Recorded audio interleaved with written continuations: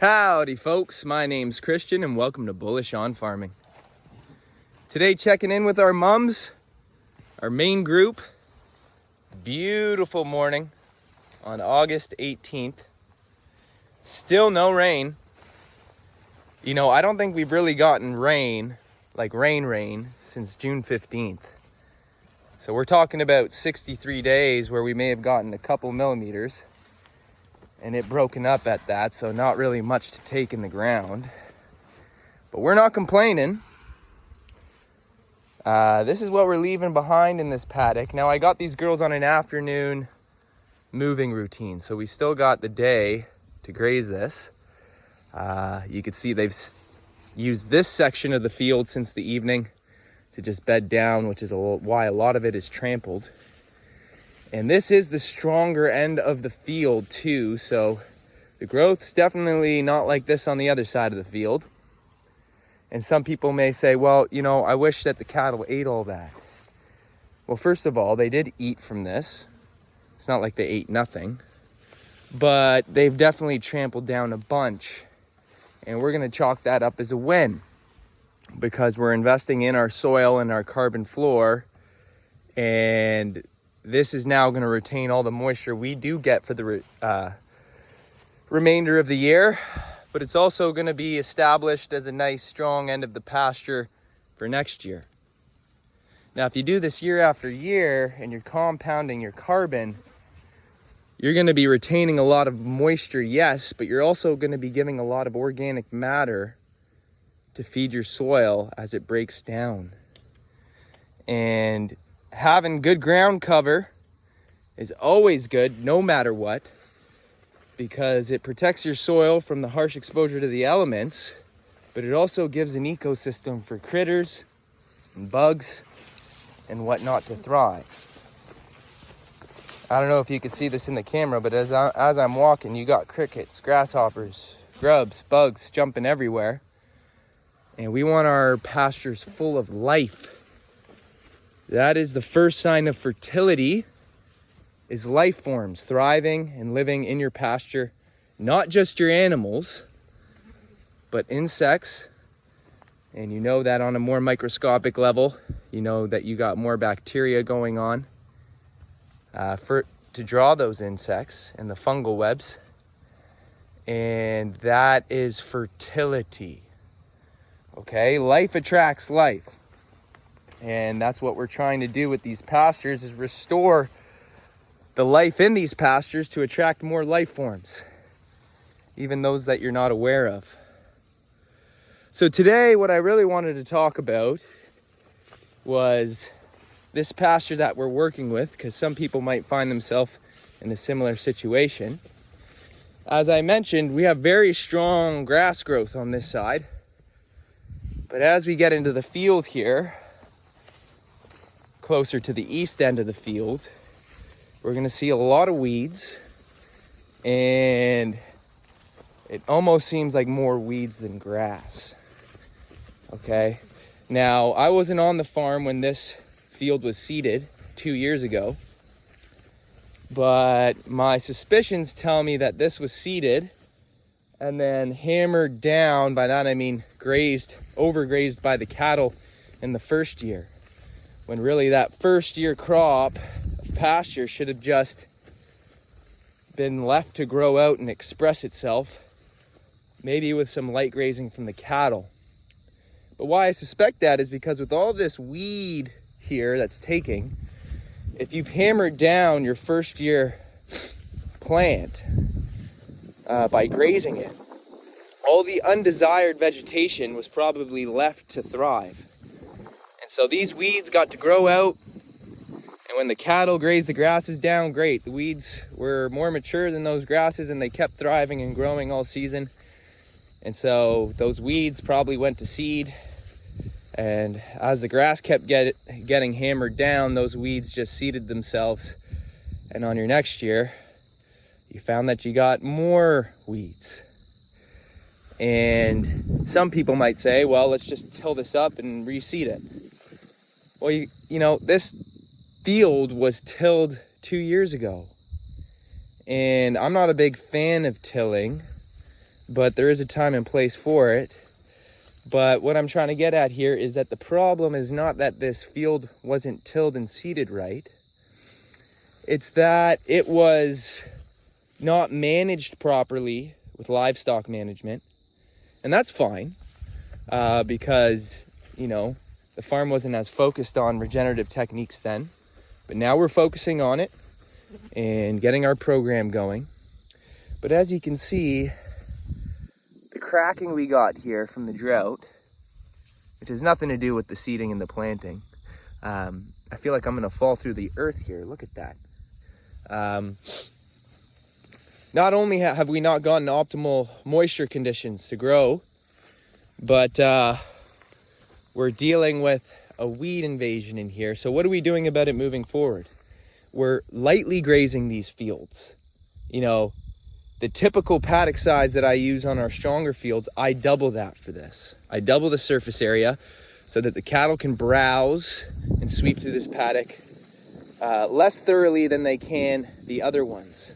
Now what that's going to do is promote the cattle to just nip the tips of the grass they do have available, and without hammering it down too hard, moving on. Sticking with 24-hour paddocks and leaving more than less if you have a choice. Some people will hit a paddock and say, well, I don't know if I should move them. There's still about half a day of feed here. Move them on. We haven't been getting rain. Okay, you can't count on the rain showing up, although I'm sure come September we're going to be getting it. Let's leave more than less. If a plant takes just about the same amount of time to double its growth, why not leave it with more so that the next time you return you have more feed than hammering it down just for that one day of feed and not having another lap out of your farm. Okay, a lot of people are thinking, well, we got feed for today, let's feed them. Yeah, but how about your grazing plan and your grazing season? If you're feeding hay by late September or in September, October, that's not really conducive to efficient grazing, and it's not really keeping your costs down on your cattle. And that's not really a sustainable way to endure year after year. So some people might look at this and say, oh my gosh, this is a nightmare. Regenerative people might look at this and say, okay, we got a lot of weeds. It means that these weeds are taking because the soil isn't quite fertile. The pH of the soil might not be inviting many of the perennial grasses to take yet. And so what this pasture needs is some love, some good livestock management and weed management. You know, clipping down the weeds after first pass, maybe second pass if you're having a moist summer, and keeping those weeds down as you graze your desired vegetation. But bottom line is, I think we want to be keeping more grass than less. And so above all, grazing your pastures with the perfect balance and allowing your vegetation the opportunity to bounce back. Folks, if you graze your grass down to an inch or two, how do you expect that to bounce back? It's going to take all season just for it to get back to 4 or 5 inches. You know, you don't get that spring flush. There's a reason why they call it spring flush. You don't get it all season, okay? And so you want to be grazing accordingly. And what you can control is your grazing management, and also which is integrated with your pasture management. So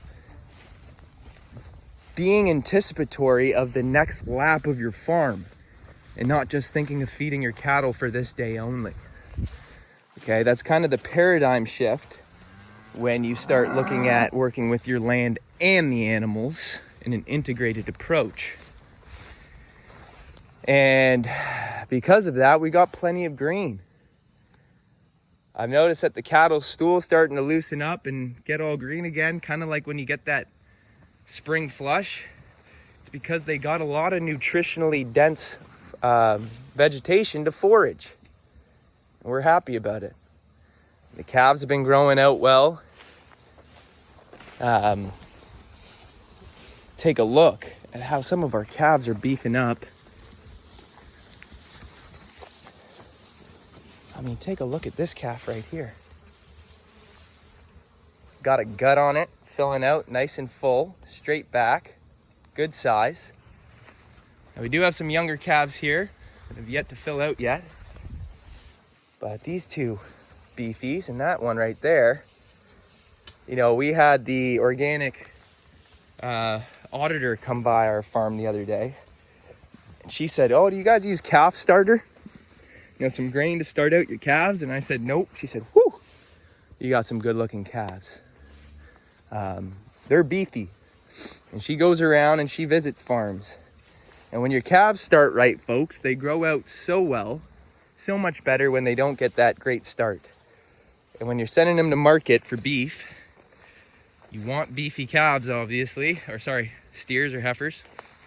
And well, that's the whole idea of calving in the spring and allowing these mums to graze properly, the top halves of the plants, all summer, so that they're getting the highest nutrition feed, which allows them to provide the highest quality milk that they can for their calves. And the higher quality the milk, the more nutritionally dense it is for the calves to grow out. And in those first initial months, it is so important to kind of bioengineering the anatomy of that calf moving forward so that they can grow out and have a strong immune system and a strong biological composition that allows them to put on weight and thrive. That's the idea. You see, these mums, they're not in a rush to go anywhere. Like I said, they're on an afternoon moving schedule, so they're not bawling. They know that afternoon they'll be moving. And it's not like there's nothing here for them. So that's just a little bit about kind of how, if you're facing with a weaker pasture and you don't know, should I till it? Should I, just continue mob grazing? Or if you're not mob grazing yet, apply some regenerative techniques. You got to remember, folks, when you till, you reduce kind of 95% of the fungal webs and microbial activity below the soil. And so that's kind of fertility out the window. And now you're working with less fertile soil trying to seed your desired plants. Why not just compound fertility onto your pasture, increase improve the quality of the pH of your soil, and invite the perennial grasses that you want to be seeding on your field just by taking from the plants that are native to your ranges. I mean, this is how fields have seeded themselves for eons of time. They seed themselves, and if you're laying out carbon, like bale grazing and hay onto your fields, you're actually dropping seed and organic matter onto your soil from elsewhere. And so you keep compounding that. And this is how we build topsoil and soil quality. And it takes consistent application. Doesn't happen overnight, like guys who are used to working with fertilizers and whatnot. But then you start getting into diminishing returns, and then you have that chemical inducement to your food, and that's a whole nother game that we don't really want to play. And I'm not saying it's wrong. We just like to keep it natural and grass-fed. That's how we like to eat our food and the food that we like to provide for others. Plus, it also aligns with the philosophy of raising animals and managing the land in a way that is more natural and integrated with nature's processes. And that's why you come by to watch these videos, or maybe not.